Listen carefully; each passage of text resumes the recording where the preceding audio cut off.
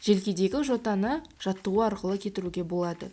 Жетінші мойын омыртқасы тұсында өркеш тәрізді болып тұратын жота желкеге жиналған артық май тіндері екен. Желкенің күжіреуін үй жағдайында массаж жасап, жаттығулармен айналысу арқылы кетіруге болады. Жаттығулар арқылы желкедегі майды кетіріп қана қоймай, денсаулығыңызды қалыпқа келтіресіз. Яғни, қан айналымыңыз жақсарады, мойын мен иық бұлшықеттері қатаяды, кеуде тұсындағы бұлшықеттерге жақсы әсерін тигізеді.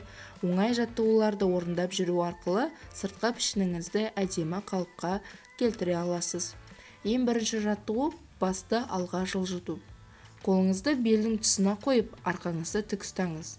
Басты бірден алға жібермеңіз, тек түсіңкі болу керек. Мойныңызды иықты қозғалтпай алға жылжытып көріңіз.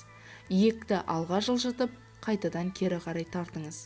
Бірақ иек көтеріліп тұрмау керек.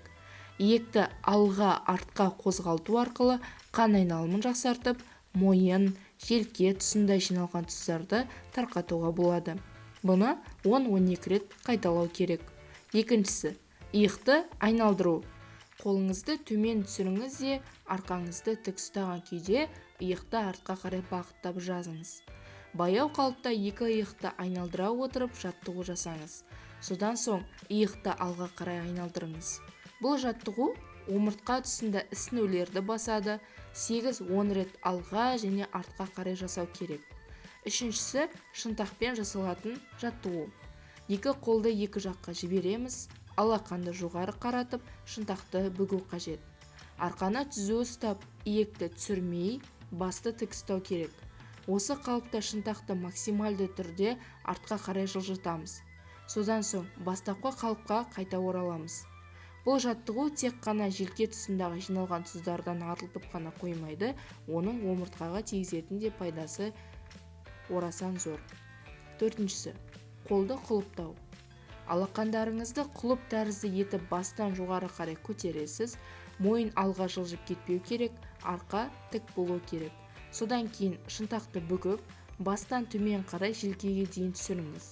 Осы кезде арқадағы бұлшықеттерге аздаған қысым сезілу керек.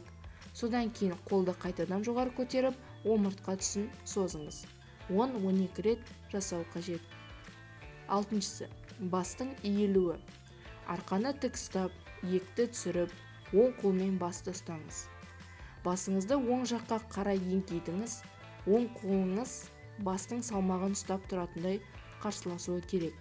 Осы кезде төс бұғана емізік бұлшықетіне әсері болады.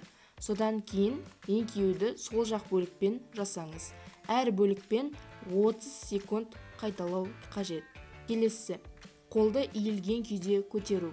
Арқаны алға сәл еңкейтіңіз, басты төмен түсірмеңіз, мойын омыртқа бойында теңесіп тұру керек. Қолды түзу ұстап алға қарай созыңызда, кеуде омыртқасы тұсында сәл бүгіліп, қолды жоғары көтеріңіз. Арқадағы бұлшықеттердің қалай жұмыс істеп жатқаны сезіледі. Қатты еңкеуге тырыспаңыз, арқаның жоғары бөлігіндегі қысымды сезінсеңіз де жеткілікті. 10-12 рет қайталасаңыз болады. Жауырынды түйістіру.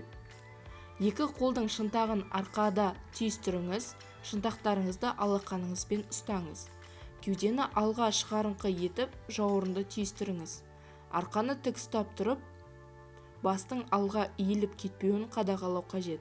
Арқадағы кеуде тұсындағы бұлшықеттерге қысым түсе бастағанын сезінгенше жаттығуды жалғастыруға болады. Бұл жаттығу мойынға, арқаға, кеуде тұсына өте пайдалы. 30 секундтан жасауға кеңес береміз.